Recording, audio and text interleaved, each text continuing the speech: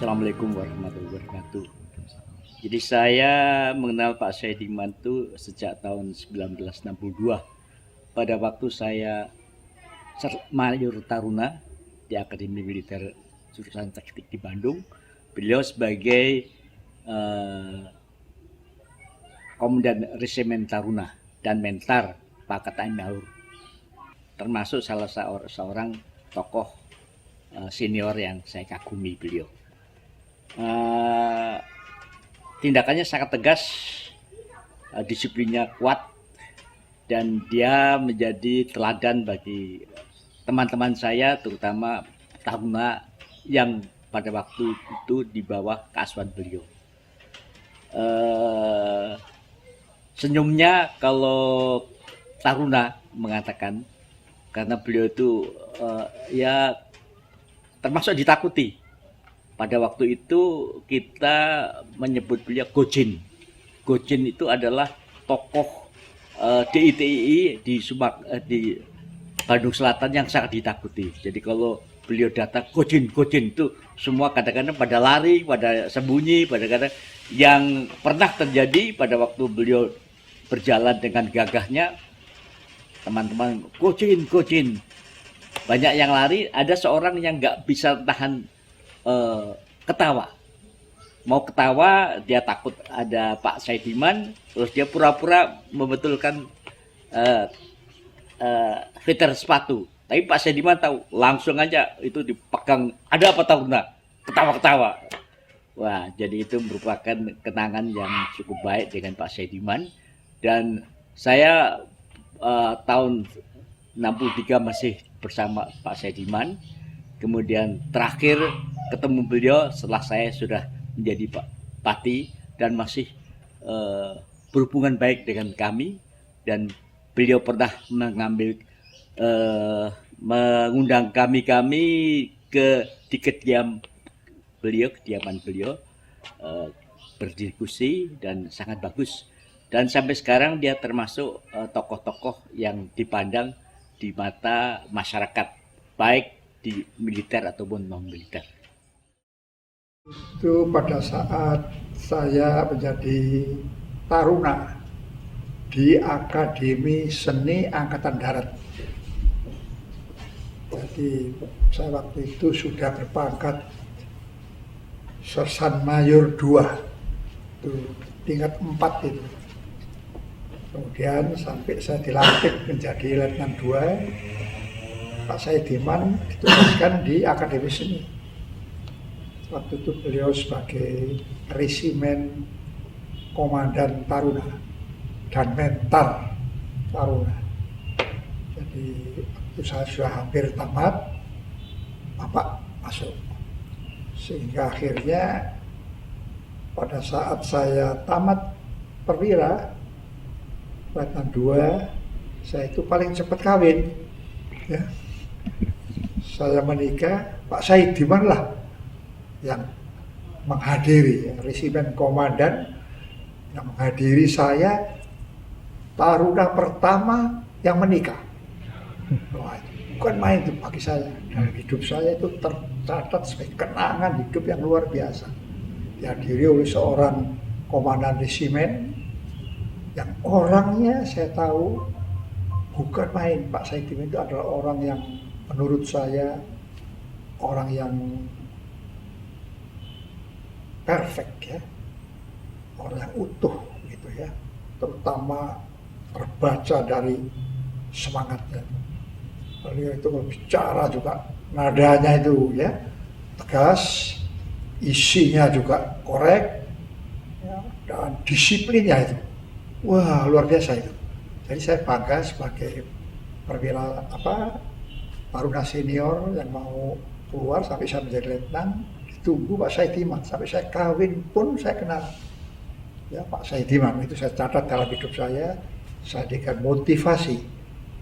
Semoga nanti dalam perjalanan karier saya, ya, semoga saya bisa meniru, menteladani Pak Saidiman. Ya, banyak yang harus contoh itu. Misalkan pada waktu saya taruna itu sudah ada majalah Yudagama. Yudagama itu majalah tentara. Di situ banyak sekali tulisan Pak Saidiman. Ya, tidak banyak orang yang bisa menulis ya. Pak Saidiman sangat kreatif. Tapi tulisannya itu tentu skupnya, lingkupnya tentang militer pada umumnya, TNI pada khususnya. Baik di bidang taktik, ya, sampai kepada strategi perang. Itu sangat menarik. Begitulah. Sampai berikutnya saya tamat, Pak Saidiman juga sudah pindah ke sana, kemana-mana. Nah, kemudian saya bertemu kembali pada waktu Pak Saidiman akan menjadi wakil kepala staf Angkatan Darat. Berapa tahun itu ya? Wah, jauh itu. Beliau waktu perwira menengah, Resimen Komandan Taruna, tapi kemudian wakil kepala staf Angkatan Darat itu perwira tinggi. Saya waktu itu bertugas sebagai wakil komandan detasmen markas di Markas Besar Angkatan Darat. Jadi saya wakil komandan detasmen markas di MBAD.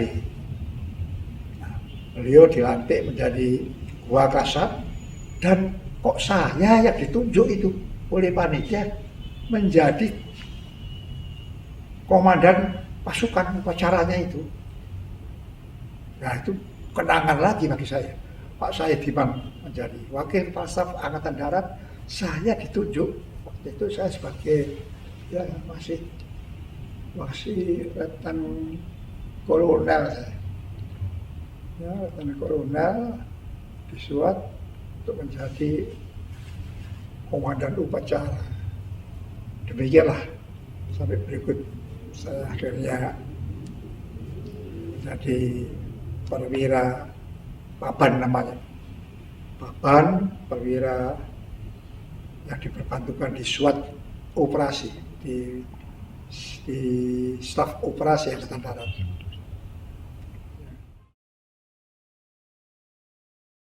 Bagi perwira TNI ya, khususnya umumnya pemimpin di tingkat bangsa ini, yang utama yang harus dipupuk itu adalah kepribadian. Nah, Pak Saidiman itu memiliki kepribadian yang sangat komplit tadi, utuh Pak Saidiman itu. Ya. Fisiknya juga waktu muda itu gagah itu beliau. Kalau jalan, wah nggak mau pelan-pelan lenggang kangkung, nggak ada itu. Ya.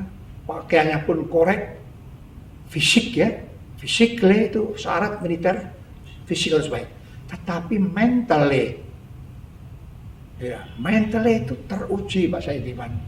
Jadi berarti kedua dimensi itu beliau sangat baik, sangat komprehensif, sangat utuh lah begitu. Sehingga mencerminkan kepemimpinan, ya, leadership yang cocok, yang baik bagi TNI.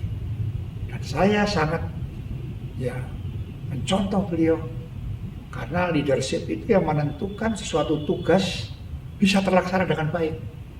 Ya, kalau bahasa Inggrisnya leadership itu secara umum to get things done by others. Pemimpin mengajak anak buah untuk mengerjakan tugas sukses, itu leadership. Jadi kalau leadershipnya jelek, mengajak anak buah tidak bisa optimal. Itu berbahaya untuk tentara. Karena tentara tugasnya akan perang, ya perang itu tempatnya kritis, beda dengan manajer kepala di tempat yang damai ya. Kalau leadership di perusahaan yang tenang-tenang damai nggak ada risiko. Nah, itu pun tidak boleh orangnya jelek, leadership di mana saja harus bisa menggerakkan anak buah tadi. Nah di dalam tentara terutama leadership itu yang menjadi ujian, akan menentukan tugas itu sukses atau tidak. Nah, Pak Saidiman memiliki tadi leadership yang sangat prima. Ya, di mana saya ketemu itu tidak pernah rileks beliau. Ya, serius. Dan saya kalau tanya semuanya. Mumpung ketemu Pak Saidiman, tanya apa saja begitu. Ya, jadi disitulah kesempatan saya. Sampai sekarang pun saya selalu dikirimi buku-buku beliau. Ya, karena bagi saya jadikan satu referensi dan terus saya jadikan satu perpustakaan. Ada di sekolah kita, ada 2 itu. Ada sekolah di Magelang, Taruna Nusantara, itu yang dibuat oleh dulu waktu saya dinas aktif, tapi kemudian ibu membuat juga sekolah di Bandung, namanya Krida Nusantara. Magelang Taruna Nusantara, Bandung Krida Nusantara. Ini sama-sama boarding school, berasrama. Ya, dan sama-sama di samping berasrama, di situ kita siapkan siswa ini menjadi seorang yang mampu mandiri, ya, mampu selain mandiri berdisiplin dan juga mampu belajar dengan baik. Dan kemudian kita harapkan dari kedua sekolah ini lahirlah pemuda-pemuda Indonesia yang mempunyai karakter yang baik. Perlukan nanti untuk melanjutkan membangun bangsa ini.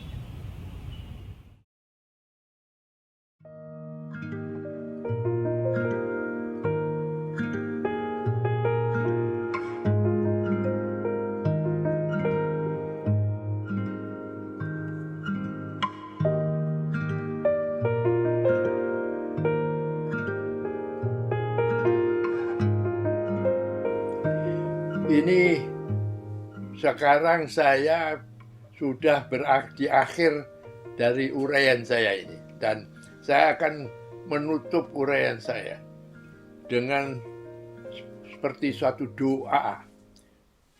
Saya mohon kepada Tuhan Yang Maha Kuasa, semoga anak cucu buyut, pokoknya seluruh keluarga Suryo Hadiprojo ini diberi ridho,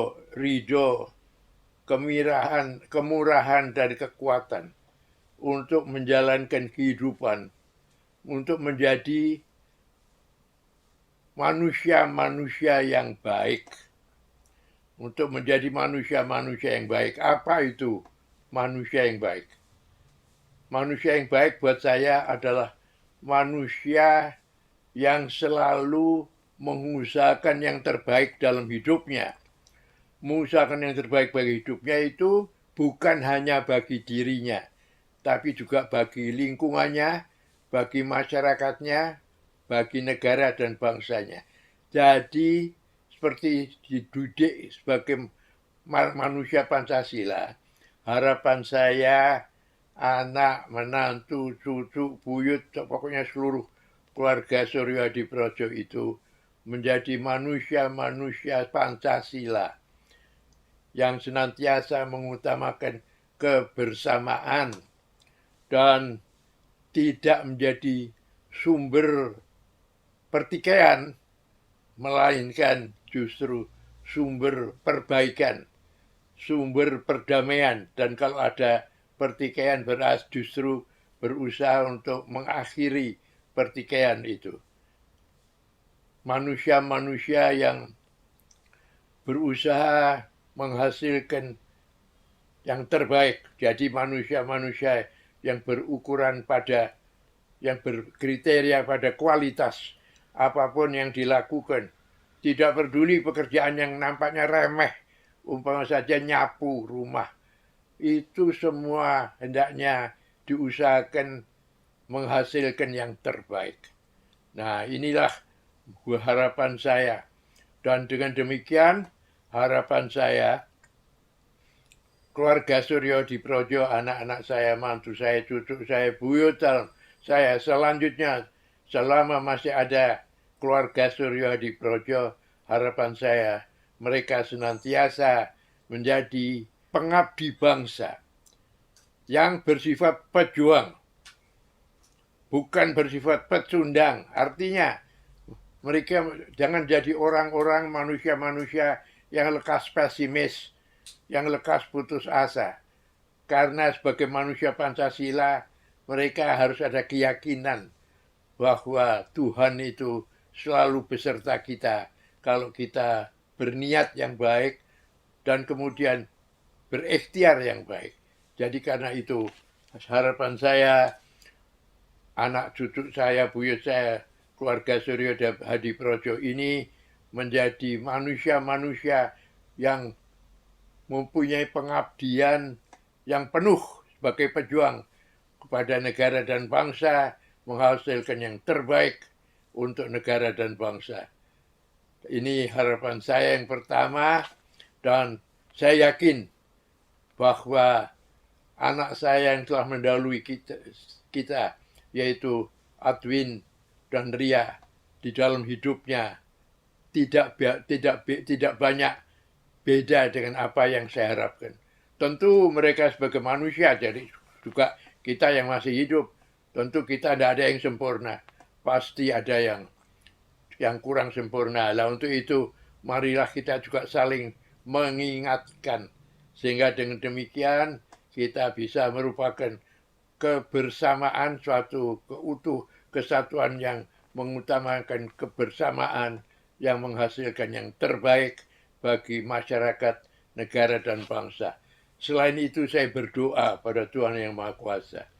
Semoga negara dan bangsa kita ini, Negara Kesatuan Republik Indonesia, dikaruniai kekuatan, kemampuan untuk mewujudkan hal-hal yang telah diucapkan, telah diniatkan ketika bangsa ini memproklamasikan kemerdekaannya pada 17 Agustus 45, yaitu bahwa kita sebagai bangsa ingin dan berjuang mengusahakan terwujudnya masyarakat yang maju, adil, sejahtera, berdasarkan Pancasila dalam Negara Kesatuan Republik Indonesia. Itu berarti bahwa kemajuan, keadilan, kesejahteraan itu tidak hanya untuk satu golongan, tapi untuk seluruh rakyat Indonesia. Mudah-mudahan itu dapat terwujud. Memang sekarang masih jauh, tapi marilah kita mengkokohkan persatuan kita.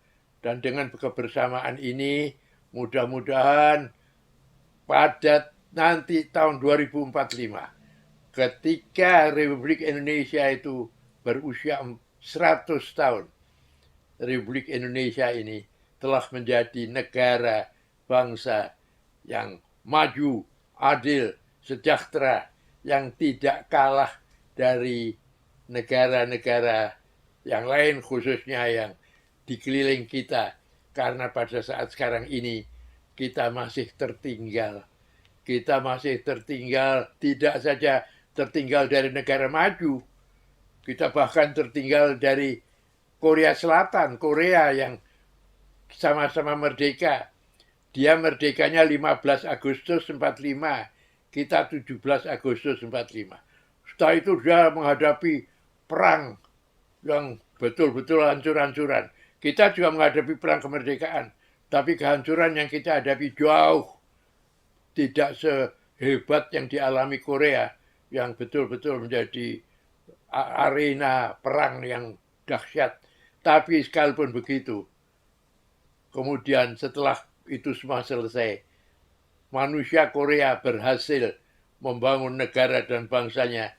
Sehingga saat sekarang bandingannya sudah jauh antara Korea dan Indonesia. Padahal kita waktu itu sama-sama merdeka. Mungkin dia lebih, apalagi dia tanahnya itu yang bisa ditanami hanya 30%. Tanah kita subur, laut kita subur, kita banyak kekayaan alam yang lain seperti minyak. Dia tidak ada itu semua. Jadi dia betul-betul menunjukkan kemampuan sumber daya manusianya untuk mencapai apa yang telah terwujud sekarang ini. Nah, jadi karena itu berarti kita harus betul-betul meningkatkan mutu dari sumber daya manusia kita. Itulah mengapa saya harapkan keluarga Suryo Hadiprojo bisa memberikan pengabdian, memberikan kontribusi, memberikan sumbangan pada perjuangan itu. Membuat Indonesia ini betul-betul bangsa yang maju, adil, sejahtera buat seluruh rakyatnya.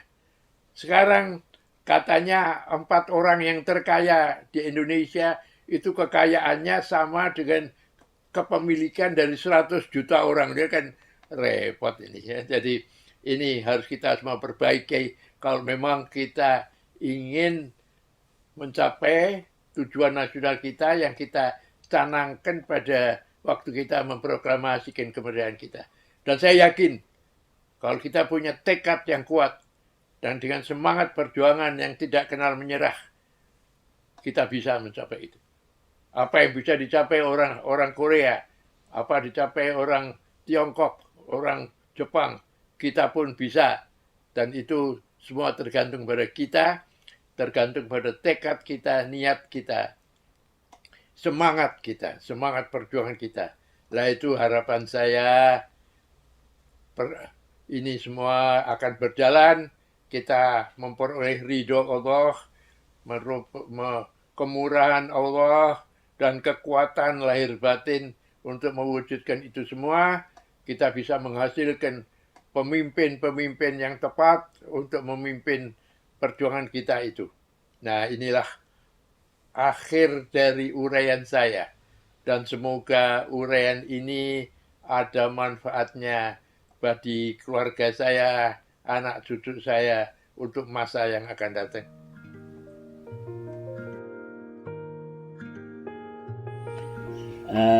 Saya rasa saya sangat berkenan, sangat terkesan oleh beliau, dan pada kesempatan ini saya mengucapkan selamat ulang tahun yang ke-90 kepada Pak Saidiman. Semoga Bapak dalam keadaan tetap takuh dan dalam kesehatan yang baik dan menjadi seorang panutan yang dihormati oleh kami dan teman-teman yang lain. Terima kasih. Wassalamualaikum warahmatullahi wabarakatuh.